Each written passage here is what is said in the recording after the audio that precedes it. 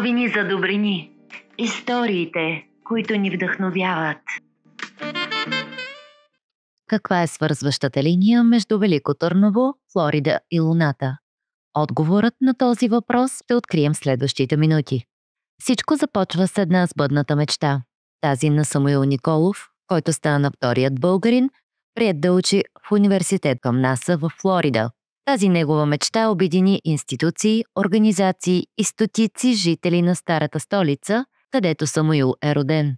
Днес, 2 години по-късно, той не просто изживява мечтата си, а вече е част от екипа, който ще работи по съвместен проект с Intuitive Machines. Първата частна компания успешно приземила собствен апарат на Луната. И докато някои любители на конспиративни теории все още оспорват полета на Гагарин, Николов отговаря за разработването на част от софтуера за камера, която да запечата така нареченото космическо селфи. Апаратът EagleCam 2 е продължение на пилотния проект EagleCam.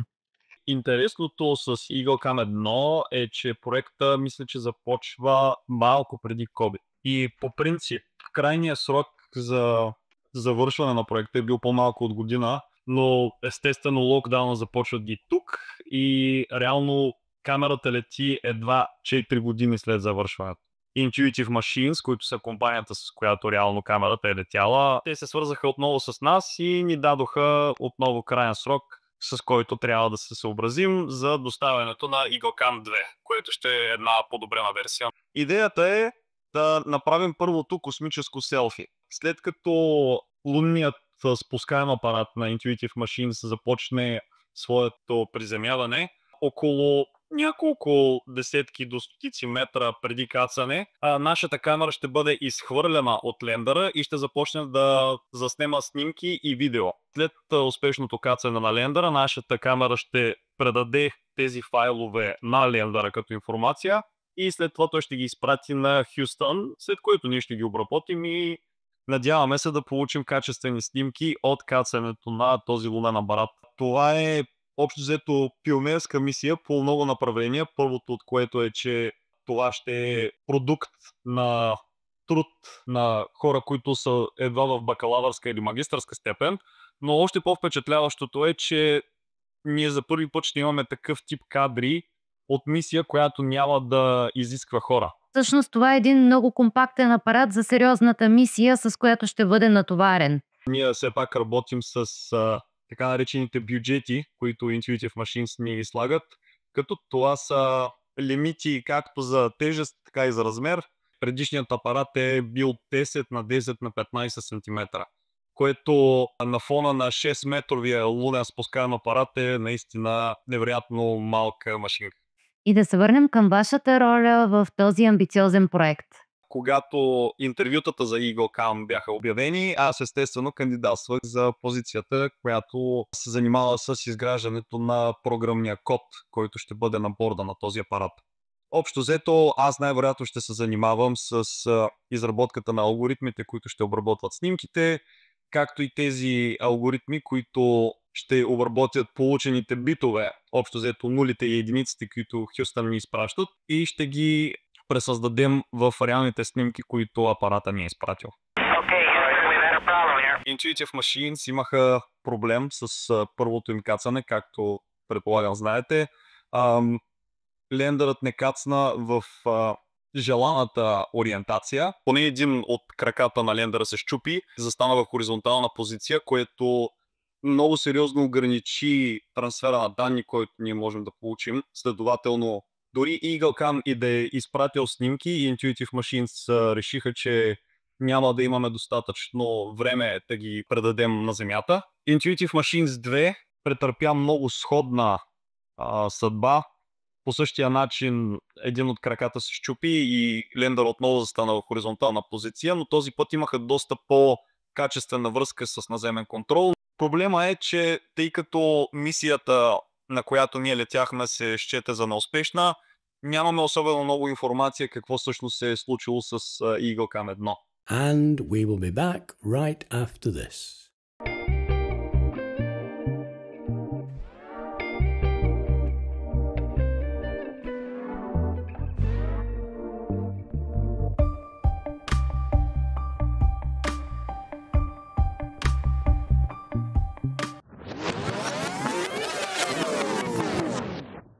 И да се върнем към вашето пребиваване в университета и как стигнахте до там. Една кратка ретроспекция на вашия път, който обедини много хора от Велико Търново и региона. От приема ми в този наистина много елитен университет и мисля, че може да забележите какви невероятни възможности предоставя той. До събирането на нужните средства за образованието ми протекоха, мисля, че по-малко от 2 месеца и наистина съм благодарен на всеки един човек, който пряко или косвено е бил замесен в тези кампании, които се заформиха около мен. Аз директно дойдох тук да живея, нямах време за адаптация, да видя как се случват нещата, да се прибера обратно, да се подготвя след това да дойда.